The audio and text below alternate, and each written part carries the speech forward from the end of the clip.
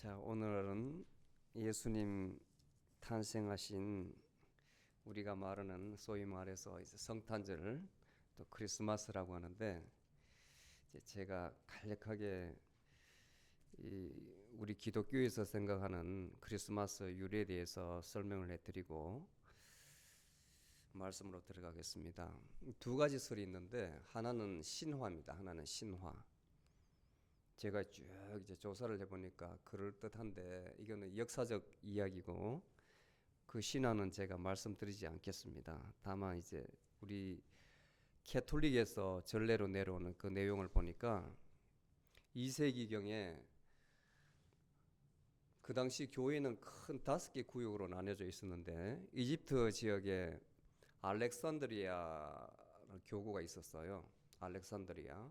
그리고 예루살렘이 하나 있고 그 다음에 안디옥에 있고 콘스탄티노플에 있고 마지막으로 로마에 있었는데 5개가 알렉산드리아에 클레멘트라는 사람이 있어요. 클레멘트는 누구냐면 사도 요한의 제자였는데 이 사람은 우리 개신교에서는 반대를 해요. 캐톨릭에서는 교부로 인정을 하는데 왜냐하면 그 그리스 철학이 굉장히 오리엔트 돼가지고 신학과 철학 신학을 하려면 기본적으로 철학이 전제되어야 된다고 그렇게 주장을 해서 중세 시대의 종교개혁자들은 이 사람을 배제를 합니다. 근데 이 사람이 예수님의 성탄절을 처음으로 이제 언제 태어나셨을까 생각을 했는데 자기 나름대로 이제 아이디어를 내기를 5월 25일 로마 달력으로 현재 우리가 쓰고 있는 로마 달력으로 해서 5월 25일로 했어요.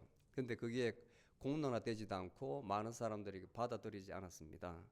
근데 그 사람 이후에 같은 시대지만 한 20년 넘게 태어난 사람 중에 히팔리투스라는 사람이 있었는데 이 사람이 아주 유명한 신학자예요. 로마 교황에 대적한 반교황주의자였는데 이분이 오늘 우리가 읽었던 본문 그 앞에 그 가브리엘이 이제 수태 고지를 하는 게 나와요.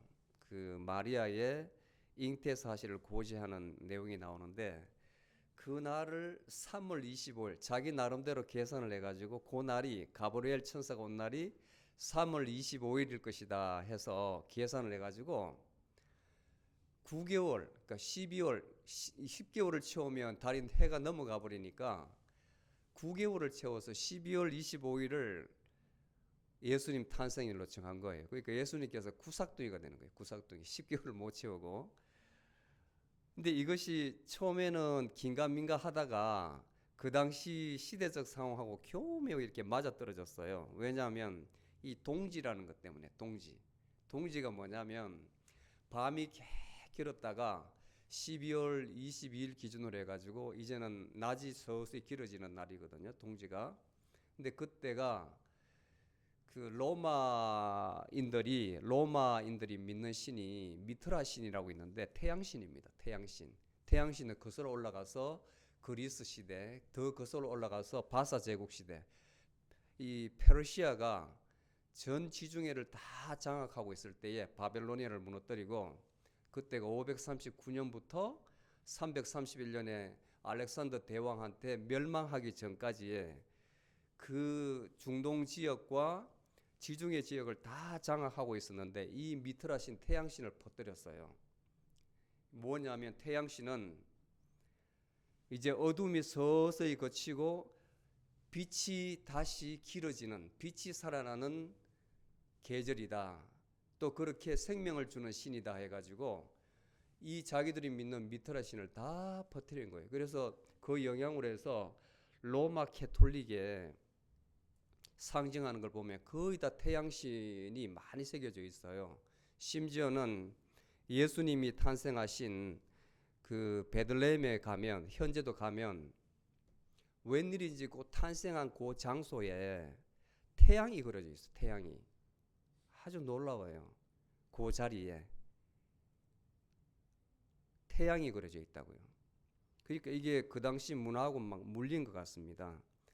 그래서 전도 목적으로 그날에 많은 열방 국가들이 축제를 즐기니까 전도 목적으로 이때의 예수님 탄생일로 하자 해서 12월 25일로 맞췄습니다. 그리고 350년에 교황 율리오 1세가 그날을 처음으로 공식적으로 성탄절을 선포하고 기념 행사를 했어요. 그 이후로 지금까지 1700년 동안 아무 이의 없이 12월 25일이 예수님 탄생일이다 이렇게 지켜오고 있는 겁니다. 역사적으로는. 그리고 크리스마스는 아주 카톨릭적인, 여러분들은 모르고 그냥 사용하잖아요. 엑스마스 또는 크리스마스라고 사용하는데 사실은 캐톨릭이죠. 왜냐하면 크라이스트 플러스 메스가 뭐냐면 미사라는 뜻입니다. 캐톨릭에. 미사는 캐톨릭 예배거든요. 예배. 그래서 크라이스트 플러스 메스에서 크로스마스로 되는데 결국은 예수님 예배, 예수님 경배 이런 뜻이에요. 그런 뜻이에요. 그 뜻은 맞지만은 캐톨릭적인 요소이다. 그러나 오늘날은 이 날이 하나의 뭐 믿든 믿지 않든 온 인류의 어떤 기쁨의 날, 어떤 축제 그런 날이 되어버렸어요. 이해가십니까? 역사가 그렇다는 겁니다. 근데 구약에 보면 오늘 이제 잘 들으세요. 예수님께서 어떻게 이 날이 중요한 것이 아니고 예수님께서 어떤 인물인가 이것이 아주 중요해요. 여러분들 서점에 가면 이스라엘 역사에 궁금해서 이스라엘 역사 책을 한번 사보세요. 궁금하시면. 우리나라에는 한국사가 있죠. 미국에는 미국 역사가 있고 이스라엘 역사가 궁금해서 그 책을 딱 사는 순간에 보면 그 내용이 100% 구약입니다. 구약 성경. 구약 성경이 바로 이스라엘 역사예요. 거기에 보면 메시아에 대해서 증거하는 구절이 많이 나옵니다. 제가 이제 자료를 조사해 보니까 오실 메시아에 대해서 이스라엘 백성들이 믿었던 것, 그 다음에 하나님께서 선지자를 통해서 예언한 것이 총 313군데가 나와요. 313군데. 그러니까 창세기부터 말라기까지 전체가 메시아에 대한 정언이라고 보면 됩니다. 메시아에 대한 정언. 그 중에서 가장 메시아에 대해서 가장 많이 언급한 것이 바로 시편과 이사야예요. 특히 이사야서는 거의 3분의 1, 114번이 나옵니다. 메시아에 대한 언급이. 그야말로 예언서 중에 예언서죠. 아주 정확하고요. 근데 거기서 이사야서 중에서 메시아 탄생, 예수 그리스도의 탄생에 대해서 예언한 것이 몇 가지 나오는데 다 소개할 수는 없고 대표적으로 제가 이제 몇 군데 말씀드리면 이사야 7장 14절에 보면 이때 주께서는 하나님이십니다. 하나님께서 친히 징조를 너희에게 주실 것이라. 보라, 처녀가 잉태하여 아들을 낳을 것이요. 이때가 예수님 태어나기 전에 700년 전이에요. 700년 전. 처녀가 잉태하여 아들을 낳을 것이요 그의 이름을 임마누엘이라 하리라. 그 다음에 이사야 11장 1절에서 5절에 보니 이새의 줄기에서, 이새가 누구냐 하면 다윗의 아버지예요. 다윗의 아버지. 왜냐하면 예언자들이 다윗의 줄기에서, 그 씨앗에서 메시아가 난다 그랬습니다. 그런데 예수님께서는 다윗의 후손이에요. 다윗의 후손. 몸으로 태어났을 때는, 몸으로 봐서는 다윗의 후손이에요. 이새의 줄기에서 한 삭이 나며 그 뿌리에서 한 가지가 나서 결실할 것이요 그의 위에 여호와의 영 곧 지혜와 총명의 영이요 이렇게 나와요. 이미 예수 그리스도께서 이 땅에 오실 것을 예언을 해놓으신 거예요. 예언을 해놓으신 거예요. 그분이 오신 겁니다. 그분이. 자, 오늘 본문을 기본으로 해서 신약에는 그러면 어떻게 묘사가 되어 있느냐? 복음서가 4개 복음서가 있는데 마가와 요한에는 예수님 탄생에 대한 언급이 전혀 없어요. 마가복음은 곧바로 세례 요한의 사역에 대해서, 요한은 예수님에 대해서 바로 설명하지 탄생에 대해서 설명이 없어요. 그런데 마태복음은 예수 그리스도의 족보라 해서 설명이 나옵니다. 아브라함으로부터 쭉 내려와서 예수까지의 족보를 설명을 해줘요. 아브라함에서 다윗까지 14대, 다윗에서 바벨론 유수까지 14대, 바벨론 유수에서 예수 그리스도까지 14대, 이렇게 딱 구분을 해서 설명을 해놨어요. 그리고 누가복음에는 역으로 해놨습니다. 역으로 예수 그리스도에서 그 아버지 요셉, 그리고 거슬러 올라가서 아담 바로 위에 하나님까지 족보를 쭉 설명을 해놨어요. 거의 일치를 합니다. 자, 예수 그리스도의 스토리를 제가 마태복음에 나와 있는 것하고 누가복음에 있는 것하고 이렇게 섞어가지고 설명을 드리겠습니다. 왜냐하면 마태복음에 있는 탄생 스토리는 생략이 굉장히 많아요. 생략이. 비교적 누가는 글을 잘 쓰는 사람입니다. 현직 의사였는데 굉장히 섬세한 사람이 돼서 좀 디테일해요. 그래서 양쪽에 보면 특성이 있고 생략된 게 많아가지고 둘이 섞어 놓으면 아주 스토리가 더 분명해집니다. 어떻게 되냐면 누가복음 1장에 들어가면 1장에 가브리엘이 하느님께서 보냄을 받아서 이 땅에 내려옵니다. 갈릴리 내려가서 당시에 결혼하지 않는 처녀 마리아에게 내려가요. 마리아에게. 그리고 말을 합니다. 기뻐하라. 너는 하나님의 은총을 받았다. 여인 중에 복 있는 자여. 네가 잉태하여 아들을 낳으리니 그의 이름을 예수라 하라. 그 말을 들으니 깜짝 놀라죠. 왜냐하면 결혼을 하지 않는 여자였거든요. 정혼한 상태. 자, 이스라엘의 결혼 풍습을 알아야 됩니다. 이스라엘 결혼 풍습은 결혼 전에 먼저 정혼을 해요. 비트로스라 그래서 그 약혼보다는 좀 더 강한 개념입니다. 반드시 결혼을 해야 됩니다. 양가 친지를 모아서 다 공포하는 가운데에 정혼을 합니다. 그리고 1년 이상을 떨어져 있어야 돼요. 1년 이상을. 신부집에서 약혼식을 하고 정혼식을 하고 신랑은 자기 본가로 돌아가서 아버지 밑에서 일하면서 신부를 맞을 준비를 하는 겁니다. 돈을 벌어가지고 신부하고 같이 거처할 공간을 마련해야 돼요. 그게 정혼 기간입니다. 그때에 계속 이야기하겠습니다. 그리고 나서 결혼을 하게 되면 신랑 덜러리를 데리고 밤에 와요. 유대 결혼식은 결혼식을 밤에 합니다. 밤에 덜러리를 데리고 신부 집에 오는데 이때의 신부는 친구 덜러리를 데리고 등을 켜고 있어요. 밤이기 때문에. 그래서 마태복음 25장에 보면 예수님께서 하늘나라를 비유할 때에 열처녀를 비유를 하는 거예요. 열처녀. 처녀가 5명은 등을 들고 신랑을 기다리는데 기름을 같이 들고, 신랑이 언제 올지 모르니까 기름 떨어지면 다시 넣어야 채워야 되잖아요. 그런데 미련한 5처녀는 등만 들고 있는 거예요. 신랑이 금방 오면 되는데 드디어 오면 기름이 없으면 꺼져버리잖아요.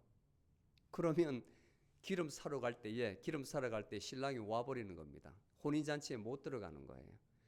그 이스라엘의 풍습을 비유해가지고 예수님께서 말씀을 하신 겁니다. 밤에 신랑이 덜러리를 데리고 신부 집에 오는데 신부와 신부 친구들은 등을 들고 그리고 기름을 들고 기다리고 있는 거예요. 그 신랑이 오면 맞아들이고, 덜러리들은 가서 결혼식장에 미리 준비를 하고 신랑은 신부에게 베일을 씌웁니다. 얼굴을 보지 못하게. 그리고 결혼식장으로 가이드를 에스코트를 해요. 그리고 이제 혼인잔치가 이루어지는 겁니다. 미국의 결혼하는 풍습이 신부 신랑의 덜러리 세우는 게 아마 이 전통에서 온 것 같아요. 우리나라는 그게 없는데 여기는 덜러리가 꼭 있더라고요. 이 전통을 받아들이는 것 같아요. 서구에서는. 여하튼 정혼 상태에 있는데 아기를 뵌다 하니 남자를 알지 못하는데 기가 막힐 일 아닙니까? 제가 남자를 알지 못하는데 어떻게 그러한 일이 있을 수가 있습니까? 이렇게 반문을 하니까 너는 하나님의 큰 은혜를 받았다. 너 몸에서 날 그 아이가 이스라엘의 목자가 될 것이다. 요셉의 나라를 통치할 것이다. 그리고 하나님의 큰 권능이 너 몸에 임하였으니 두려워하지 말라.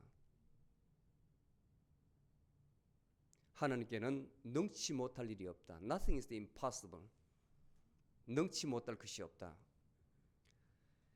마리아가 그대로 순종을 해요. 그 일이 제 몸을 통해서 이루어지기를 원하나이다. 그대로 받아요. 더 이상 대꾸가 없어요. 그리고 마태복음으로 넘어갑니다.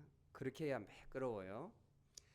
마태복음 1장 18절에서 25절까지 보면 정혼 상태에 있는데 이제 요셉의 이야기가 나와요. 요셉은 정혼한, 그러니까 마리아의 남편 될 사람입니다. 바로 천사가 말할 때 그때 임신이 된 모양이에요. 그 시간이 지나니까 배가 불러올 거 아닙니까? 마리아가 정혼한 나의 약혼녀가 배가 불러오니까 세상 밖으로 드러나는 거예요. 그래서 이 마리아는 악한 사람이 아니고 원래 모세의 율법 같으면 이 간음한 여인은 돌로 맞아 죽어야 됩니다. 그런데 성경에는 요셉은 의로운 자라 선한 사람이라서 그리 하지 아니하고 조용히 파혼을 하려고 그랬어요. 조용히 내보내려고 그랬어요. 근데 밤에 자고 있는데 가브리엘 천사가 온 겁니다. 요셉아, 요셉아, 두려워하지 말라. 너가 정혼한 여자가 성령으로 잉태해서 아기를 낳을 테니 그 아기의 이름을 예수라 하라. 그녀는 하나님의 은혜를 받았다. 요셉은 아무 대꾸가 없었어요. 그 말을 그대로 받아들였어요. 그리고 혼자 조용히 생각하다가 아무에게 알리지도 않고 그 여인을 그대로 마리아를 받아들입니다. 아내로 받아들입니다. 그리고 예수 그리스도가 태어날 때까지 한 번도 잠자리를 하지 않았다. 이렇게 나와요. 기록에.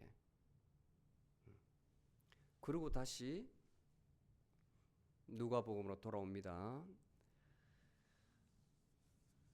달이 찼습니다.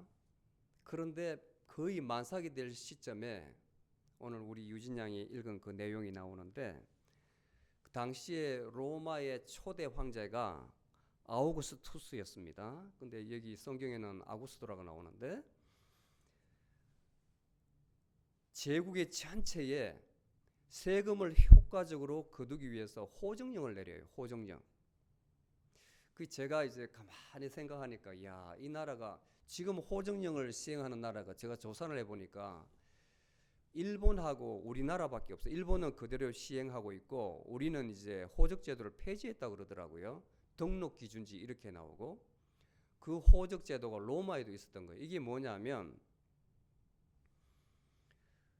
내가 비록 그 장소에 태어나지 않아도 우리 조상이 거기 있다면 그러니까 대가족 제도에서는 그게 맞는 거예요.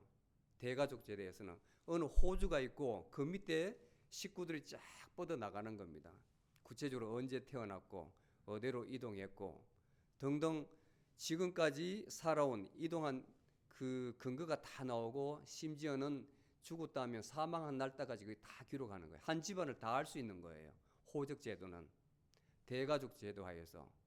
그런데 언제부터 우리나라의 호적 제도가 사라진지 모르겠는데 이제는 자기가 굳이 자기가 예를 들어 서울에서 태어났다면 서울이 자기가 등록 기준자가 되는 거예요. 그전에는 내가 서울에 태어났더라도 우리 아버지가 호주가 되어서 예를 들어서 저기 대구에서 대구가 우리 이 호적지다 하면 나는 대구가 되는 거예요.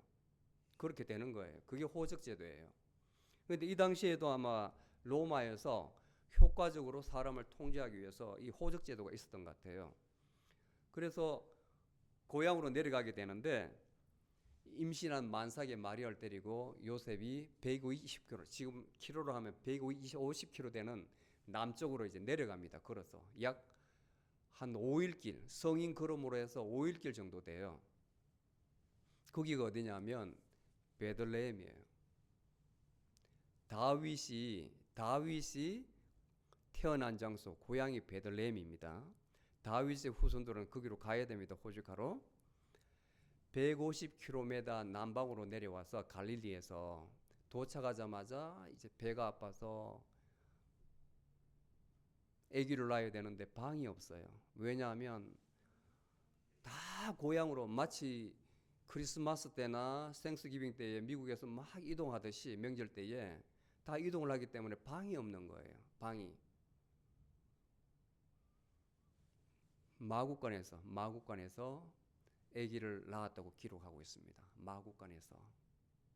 그래서 예수님을 낳아서 구유에 눕혔다. 구유에.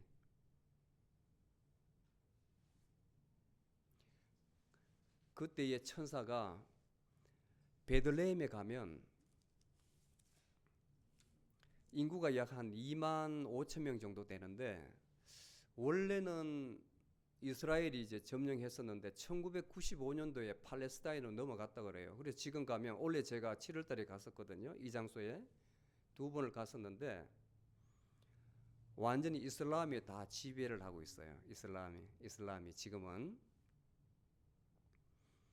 예수님 탄생한 그 성소에 가면 교회가 아주 이렇게 크게 세워져 있는데 입구가 아주 낮아요. 한 1m 정도. 그러니까 성인들은 전부 다 거기 들어갈 때 고개를 숙이지 않으면 안 돼요. 문이 크지 않고 딱 낮춰놔가지고 전부 다 거기는 경비하면서 들어가라고, 겸손한 자세에 들어가라고 문을 아주 작게 만들어놔서 누구든지 고개를 숙여 들어갈 수 있어요. 들어가면 러시아 정교 플러스 이슬람권에서 그 안에 사원을 만들어 놔가지고 촛불이 그렇게 많아요. 그리고 지하로 내려가면 그 처치 이름이 The Church of Nativity, 예수님 탄생교회입니다. 우리말로 하면 예수님 탄생교회. 아까 말씀드렸듯이 탄생했던 그 장소에 별을 이렇게 그려놨어요. 그러니까 신실한 사람은 거기 막 누워가지고 키스를 하고 다른 사람 보도록 비켜주지도 않고 아주 난리예요, 난리. 그런데 지금은 한참 내려가면 어느 종파인지 모르겠어요. 제가 이 개신교나 캐톨릭은 알 것 같은데 어떤 종파에서 예수님이 태어나신 곳이 거기다가 카바 신전같이 까맣게 씌우고 예수님 그 눕히셨던 구유를 갖다가 이렇게 동상으로 해가지고 만들어 놨어요. 예수님 거기에 눕히셨다고. 그 자리가 마구간이었대요. 동굴식으로 돼 있거든요. 들어가면 지하 밑으로 들어가가지고 아주 깊이 들어가서 있어요. 동굴이에요, 동굴. 동굴.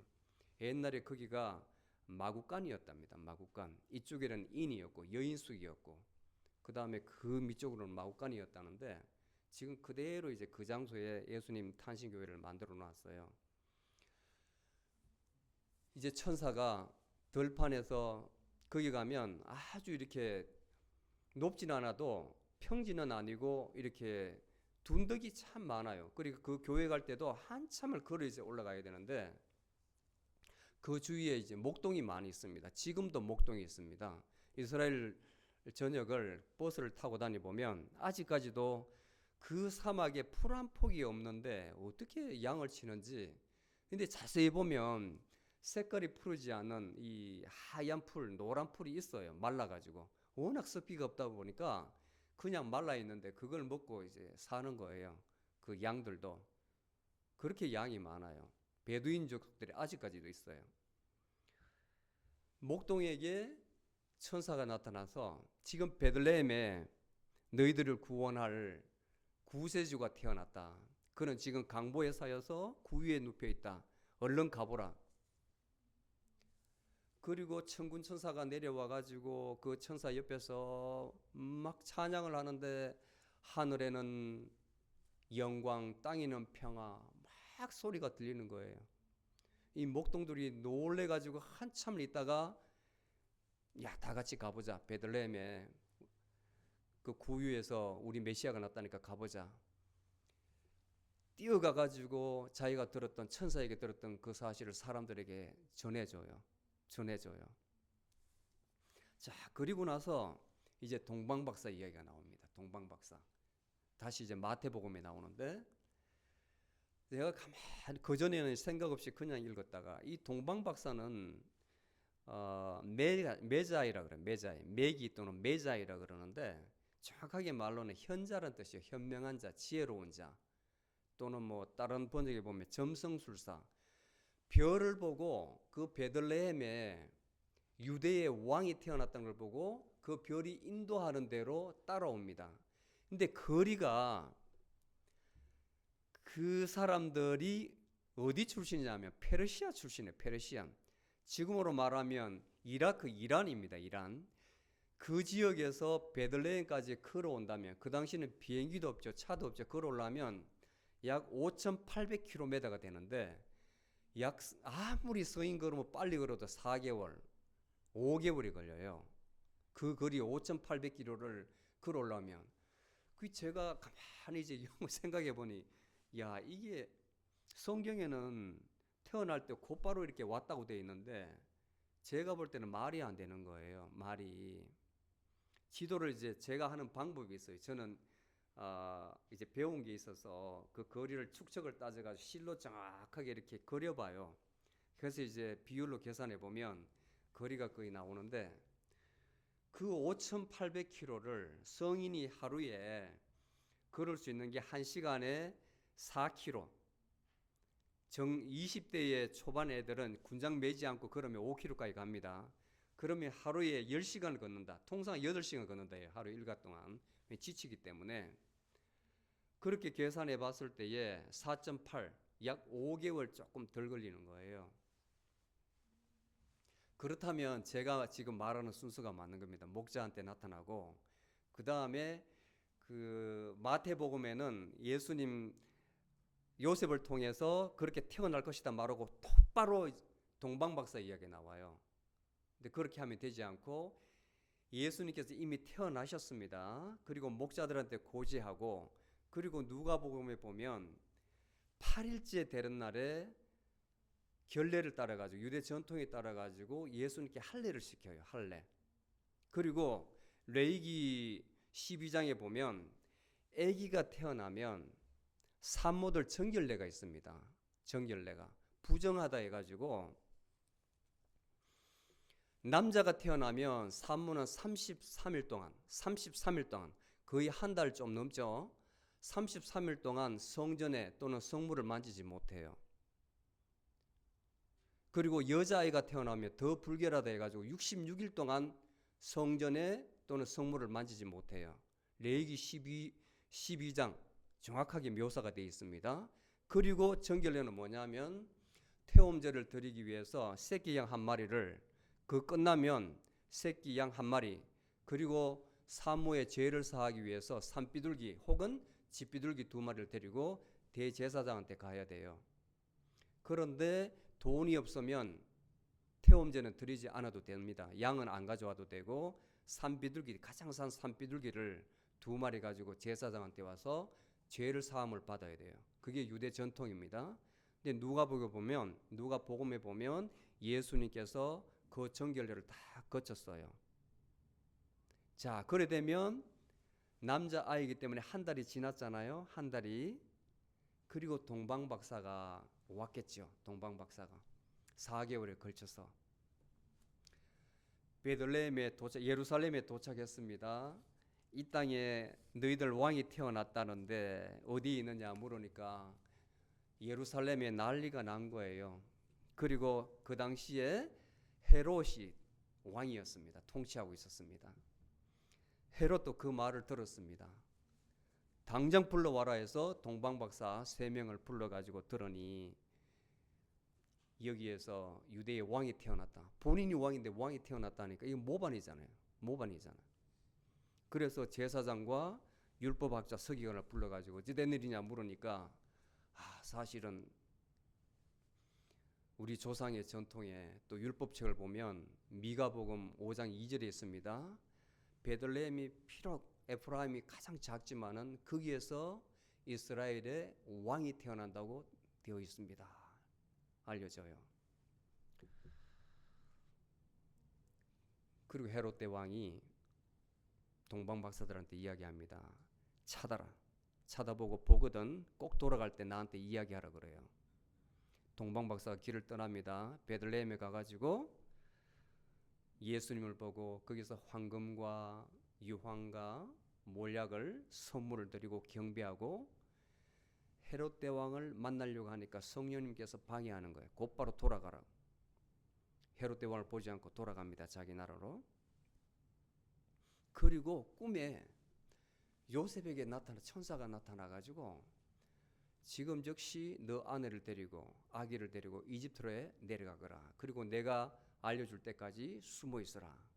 그 말을 듣고 이집트에 도망을 가요. 그때에 헤롯 대왕이 동방 박사들이 도망한 줄 알고 화가 먹이같이 나서 저들이 이 땅에 유대 왕이 될 아기가 났다는 그 날부터 해가지고 그 위에 2살 모조리 다 죽여라 그래요. 근데 기록에 보니까 근 3,000명의 아기가 죽었답니다. 3,000여 명의 아기가 얼마나 많았어요. 그때는 인구도 많이 없을 때인데. 그리고 얼마 있지 않다가 기원전 4세 그러니까 기원전 4년이죠. 4년. 그때에 헤롯 대왕이 죽어요. 그래서 천사가 다시 요셉에게 나타나서 헤롯이 죽었으니까 올라가라. 다시 고향으로 가라. 그런데 헤롯 대왕이 아주 복잡해요. 그 가계를 연구하려면 아주 복잡해요. 헤스모니안 왕가에서 결혼했던 그 장모 죽였죠. 자기 아내 전체 다 죽였죠. 자녀들 다 죽여버려가지고 다시 이제 결혼을 했는데 그 아내 밑에서 3명의 아들이 있었습니다. 한 명은 엔티파스, 한 명은 빌립이었고 한 명은 아킬라오라는 이 3명의 아들이 있었어요. 근데 왕이 죽고 나면 로마의 황제가 다시 재가를 해서 누군가 왕이 돼야 되는데 헤롯 대왕의 그 아들이 워낙 못나가지고 로마 황제가 인정을 안 했어요. 인정을 안 하고 테트라키라고 그래서 영어로는 뭐라 그러냐면 왕은 아닌데 분봉왕. 요즘 말로 하면 이제 영주쯤 되겠죠. 영주를 해서 아들 3명에게 나눠서 통치하도록 했습니다. 그래서 사마리아와 유다는 아켈라오, 그리고 갈릴리와 베레아 지역은 안티파스, 그 위에 골란 지역 위쪽은 빌립으로 하여금 통치를 하게 했어요. 근데 그 사명제 중에서 아켈라오라는 이 사람이 굉장히 악했어요. 굉장히 악했어요. 그래서 성령이 유다 땅으로 돌아가지 말라. 유다 땅에 가지 말고 갈릴리로 가라 그래요. 갈릴리. 그 이집트에서 갈릴리에 가서 갈릴리의 나사렛에 살고 있는 겁니다. 나사렛에 정착한 겁니다. 그래서 예수님께서 나사렛에 살게 된 거예요. 나사렛. 지금 나사렛 가면 예수님께서 사신 그 장소를 그대로 이제 복원해 놓고 우리로 말하면 민속촌 같이, 용인 민속촌 같이 그렇게 해놨어요. 예수님께서 생활하신 공간, 그리고 그 올리브 동산, 그 다음에 그 당시에 사람들이 그 목화로 이렇게 실을 만드는 거, 그 다음에 이렇게 카펜터, 목수일 하는 거, 올리브 따는 배틀, 현장이 그대로 그 당시에는 그대로 있어요. 그대로. 그래서 많은 관광객들을 그쪽으로 유인해서 다 보도록 하고 설명을 하고 있습니다. 아주 개발을 못하게 딱 이렇게 통제를 해놨으니까 아주 낙후돼 있어요. 도로도 좋지 않고 아주 낙후돼 있어요. 이게 예수님께서 태어난 스토리예요. 태어나신 스토리예요. 정확한 스토리예요. 자, 그렇다면 예수님께서 이 땅에 오신 것이 우리에게 어떤 의미가 있느냐? 어떤 의미가 있느냐? 오늘 말씀을 통해서 그 답을 찾아보도록 하겠습니다. 첫 번째는 마리아가 그 답을 우리에게 이야기를 해줍니다. 마리아가 수태 고지를 받았을 때에 그걸 그대로 받아들이고 이제 찬가를 불러요.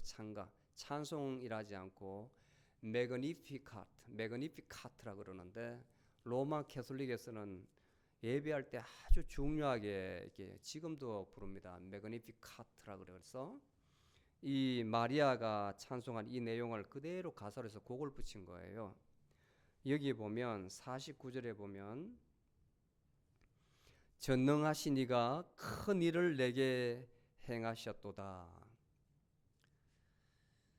첫 번째가 하나님께서 마리아를 통해서 큰 일을 하셨다는 거예요. 큰 일, 작은 일이 아니고 큰 일.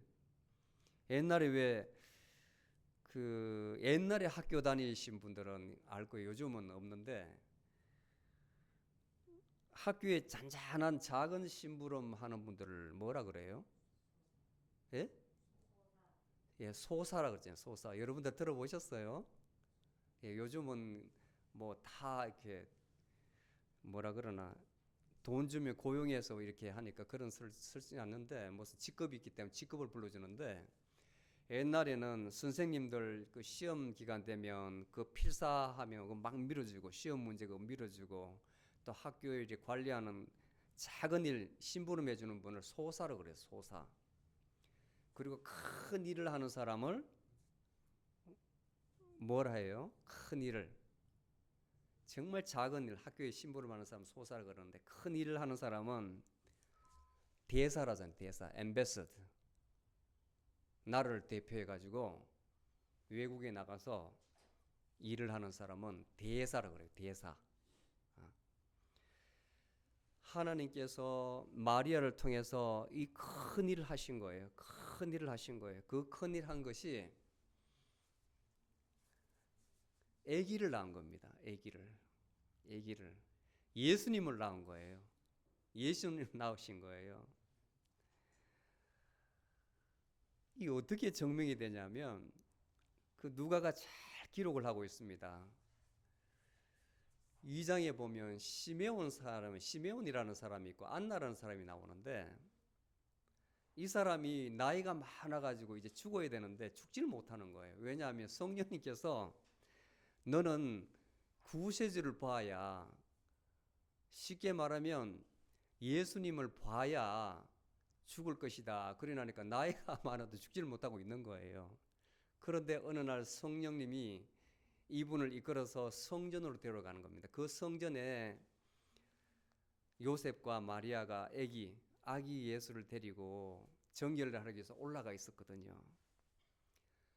예수님을 보자마자 그 강보에 쌓인 아기를 탁 안고 나서 뭐라고 했냐면 2장 30절에 보면 내 눈이 주의 구원을 보았사오니, 하나님의 구원을 보았사오니, 예수님을 보았다는 거예요. 예수님께서 메시아라는 겁니다. 구세주라는 거예요. 이제 이 종을 놓아 주십시오. 해방시켜 주십시오. 이제 하나님께로 돌아가게 하여 주십시오.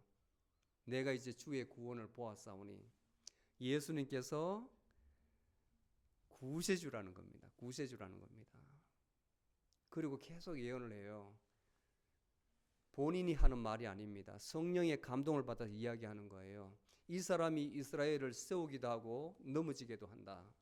그리고 당신은 앞으로 이 사람을, 너 아들을 통해서 너 마음에, 너 영혼에 굉장한 찔림을 받을 것이다. 예수님께서 어떻게 돌아가신다는 것도 예언을 하는 거예요. 보세요. 자기 아들이 십자가에서 못 박혀 죽는 것을 그 엄마가 본다고 생각하면 그 마음이 얼마나 아프겠습니까? 그걸 이야기하는 거예요. 너 영혼에 찔림이 있을 것이다. 예수님 태어남과 삶에 대해서 다 예언을 한 거예요. 그리고 나서 안나라는 사람은 처녀 때 어린 나이에 남편하고 결혼해가 7년 만에 남편이 죽어버린 거예요. 평생 수절해서 84년 동안 과부예요. 이 사람도 이스라엘을 구원을 기다리고 있는데 예수님을 보고 나서 그냥 고백이 터져 나오는 겁니다. 내가 메시아를 보았다고. 그리고 사람들에게 막 다 전파를 하는 거예요. 오늘날 메시아가 왔도다. 이게 큰일입니다. 이게 큰일입니다. 이게 우리에게 어떻게 다가와야 되냐면, 예수님 스토리를 말씀드렸잖아요. 예수님께서 이 땅에 오신 것은, 인간의 몸으로 오신 것은 하나님의 보내심을 받은 분이 분명하다는 거예요. 분명하다는 거예요. 태어나시고 나서 말했다면 끼워 맞추기지만, 태어나시기 전에 이미 예고를 해서 그대로 태어나셨기 때문에 사실이라는 거예요. 그리고 그 본자들은 성령의 감동을 받아서 그분을 기다리다가, 죽지 못하고 기다리다가 그분을 보고 나서 그 입으로 고백이 나오는 거예요. 자기가 하는 말이 아니라 하나님께서 그 입을 통해서 증거하도록 하신 거예요. 증거하도록. 오늘날 우리가 하나님 없다는 사람 있지 않습니까?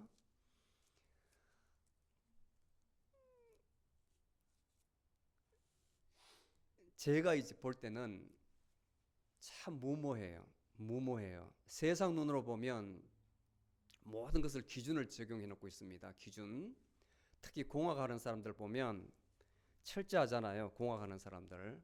예를 들어서 1m가 있다. 1m 뭘 할 겁니까? 그러니까 우리가 1m 기준을 만들자. 영국에서 만들어 가지고 거기는 상온 20도로 해서 그 철강석은 추워도 줄어들지 않고 더워도 늘어나지 않는 그 금속을 사용해 가지고 딱 보관해놔요. 그게 세상의 기준이 되는 거예요. 기준이 1m 기준이 되는 겁니다. 모든 기준을 세상 기준 다 만들어 놨잖아요. ISO에서 International Standard Organization 국제 표준 기구에서 모든 것을 기준으로 다 만들어 놔요. 인간의 기준으로. 그런데 사람의 도덕적이고 윤리적인 것, 예를 들어 선이고 악이라는 기준은 뭘로 판단해요? 뭘로? 제가 보는 것은 그래요. 제가 보는 것은 그 가치를 판단하는 기준은 뭐가 보이지 않는 것이 있다는 거예요. 있다는 거예요. 우리 눈에 볼 수는 없지만 그것이 있기 때문에 우리가 그것을 아는 겁니다. 소위 율법으로 말해가지고 우리 성경에 가르쳐 준 것은 문자적인 것이에요. 문자적 율법이에요. 그런데 영적인 율법이 있다는 겁니다. 우리가 볼 수는 없지만, 마음으로 깨달을 수는 없지만, 귀로 들을 수는 없지만 있다는 거예요. 그것을 선포하시기 위해서 예수님께서 오신 거예요. 그것을 있다는 것을 보여주기 위해서. 저는 그렇게 생각해요. 저는 그렇게 생각해요. 그분이 바로 우리를 현재 우리가 살고 있는 삶이 잘못된 것이라는 것을 알려주기 위해서, 새로운 삶이 있다는 것을 알려주기 위해서 오신 분이 바로 메시아다고 생각합니다. 두 번째, 예수님의 태어나심은 하나님 약속의 성취이다. 하나님께서 말씀하셨어요. 처음에 제가 말씀드렸지만 많은 곳에서 구약 전체가 다 메시아에 대한 이야기예요. 사실은. 그런데 하나님께서 선지자를 통해서 뭐라고 이야기하시냐면, 제가 한 세 군데만 말씀드리겠습니다. 예레미야 23장 5절에 보면, 보라 때가 이르리니 내가 다윗에게 한 의로운 가지를 일으킬 것이라 그가 왕이 되어, 이렇게 쭉 나와요. 그리고 이사야 9장 6절에 보면, 한 아기가 우리에게 낳고 한 아들을 우리에게 주신 바 되었는데 그의 어깨는 정사를 메었고, 아기가 태어난다는 거예요. 아기가. 그리고 미가 5장 2절에 보면, 베들레헴 에브라다야 너는 유다 족속 중에서 가장 작을지라도 이스라엘을 다스릴 자가 내게서 나올 것이라. 예수님 태어나시기 전에 이렇게 예고를 했다가 때 맞춰서 그때 예수님께서 오신 거예요. 하나님 말씀, 하나님의 약속, 하나님의 언약이 성취된 것이 예수님께서 오신 것입니다. 아멘. 네. 그 다음 마지막으로 예수님 탄생은 온 인류에게 기쁜 소식이다. 그래서 우리가 찬송할 때 크리스마스 시절에는 기쁘다는 말 참 많이 써요. 기쁘다 구주 오셨네. 기쁜 소식, 굿뉴스, 굿타이드. 누가복음 2장 10절에 보면 보라 온 백성에게 미칠 큰 기쁨의 좋은 소식을 너희에게 전하노라. 가브리엘 천사가 이야기한 겁니다. 이 기쁜 소식이 뭐냐면 우리를 죄와 사망에서 해방시키는 걸 말해요. 죄와 사망에서. 죄의 삭은 사망입니다. 우리는 누구나 죽게 되어 있습니다. 그런데 안 죽는다는 것. 그 다음에 우리는 여러분들 죄 없다 하는 사람은 다 거짓말이에요. 죄 없다는 것은 기본적으로 죄된 속성이 다 있습니다. 누구나 다 있습니다. 그것이 드러나느냐 드러나지 않느냐 차이지만 누구든지 다 죄인이에요. 누구든지 다 지을 잠재력이 다 가지고 있는 거예요. 그래서 그 벌로 인해서 우리는 옛날에는 길어야 80년, 요즘은 100년도 산다지만 더 많이 살면 120년 선고를 받은 거예요. 선고를 받은 거예요. 자,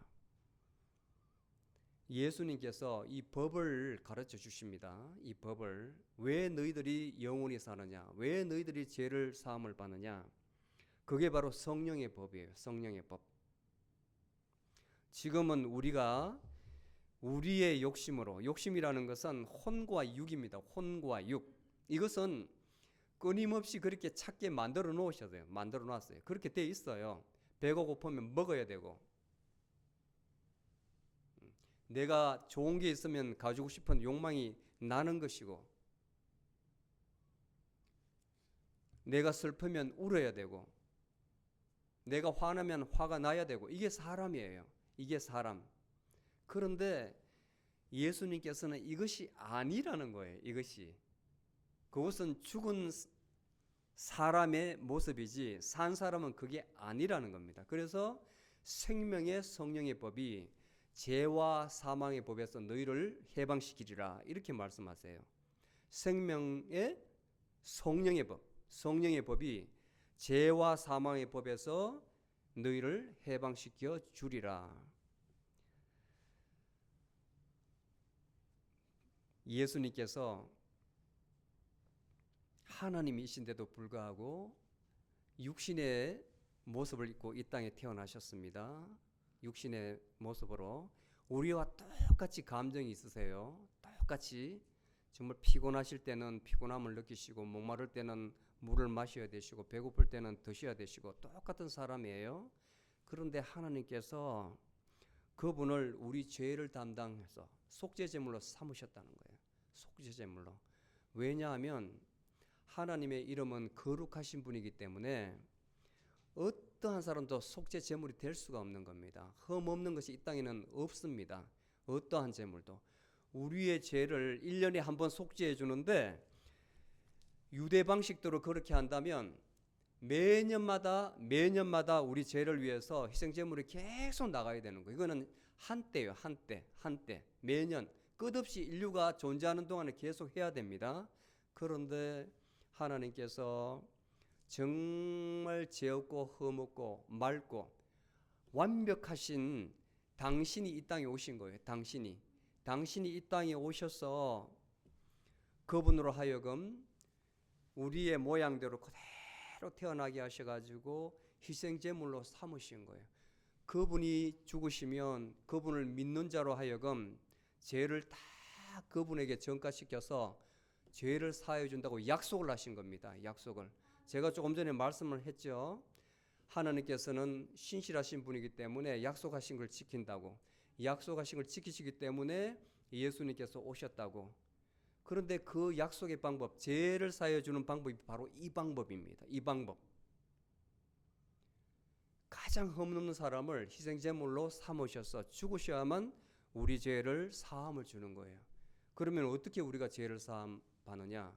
믿는 겁니다. 그렇다는 것을 믿는 거예요. 믿지 않고 의심이 있으면 아직까지 거기에 들어오지 못한 거예요. 그 믿음에 들어오지 못한 거예요. 아직까지 의심이 있다면 내 혼이 생각하는 겁니다. 내 혼이. 아직 내가 살아있는 거예요. 내가 죽지 못하고 내가 살아있기 때문에 그 의심이 계속 방해하고 있는 거예요. 방해하고 있는 거예요. 그래서 육신의 생각은 육신의 생각이고 성령의 생각은 성령의 생각인 겁니다. 육신의 생각은 항상 육신을 쫓아갑니다. 싸워요. 다툼이 있어요. 그런데 영을 쫓는 삶은 항상 하나님을 생각하기 때문에 그분의 뜻을 따라 살아가려고 합니다. 그리고 죄에 대해서 싫어하는 마음이 생겨요. 그 은혜에 들어가면, 은혜를 받으면 그게 거듭남인데, 거듭남이라는 것은 여러분들이 죽었다가 사는 그것이 아니고 이제는 율법의 법에서 천상의 법을 따른다는 거예요. 그 법을 믿는다는 거예요. 그러면 여러분들은 몸은 죽은 거예요. 몸은 이제 죽은 거예요. 몸은 죽은 거예요. 여러분들 영이 여러분들을 살리는 겁니다. 의로움을 찾는 겁니다. 옛날의 것이 갑자기 싫어집니다. 옛날의 것이. 그때부터 말씀을 보면 말씀이 나에게로 다가오는 거예요. 다 나에게 하시는 말씀 같아요. 그대로 받아들이게 되는 거예요. 나를 죽이는 과정, 죄를 죽이는 과정. 그렇게 되면 여러분들을 꽉 옥죄고 있던 그 죄에 대한 그 사로잡힘에서 노임을 받게 돼요. 노임. 그게 바로 자유함입니다. 자유함. 그걸 꼭 여러분들이 체험을 하셔야 돼요. 그 자유함이라는 것. 그 자유함이라는 것을 꼭 체험을 하셔야 돼요. 그러면 그분이 내 몸에서 하시도록 만들게 돼요. 내가 하는 것이 아니라 그분이 내 몸에서 하시도록 만들면 삶이 그렇게 편안해질 거예요. 굉장히 편안해질 거예요. 그분이 하시게 되면. 그분이 하시는 것은 그분의 속성입니다. 그게 바로 사랑이라는 거예요. 그분의 사랑. 하나님의 이름이 거룩함이요 사랑이기 때문에 그 하나님의 능력이, 그 하나님이 여러분 몸을 통해서 하시는 거예요. 하나님을 사랑하게 되고 내 주위의 이웃을 사랑하게 되는 겁니다. 여러분들이 하는 것이 아니고 여러분들 안에 계시는 성령님이 하시는 거예요. 성령님이. 아멘. 2000년 전에 가장 낮은 모습으로 이 땅에 오셔서 지금 이 순간 우리 마음속에 함께 계시는 임마누엘 주님을 기뻐하고 감사하는 우리 모두가 되시기를 축원합니다. 아멘. 기도하시겠습니다.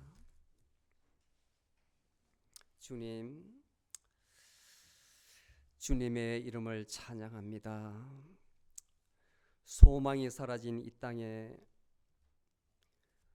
구원과 영원히 사는 생명의 희망을 주신 주 예수 그리스도의 은혜에 감사합니다.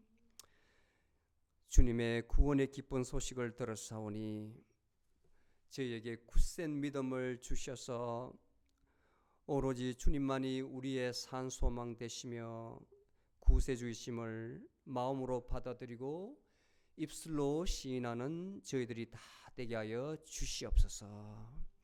예수님의 이름으로 기도드리옵나이다. 아멘.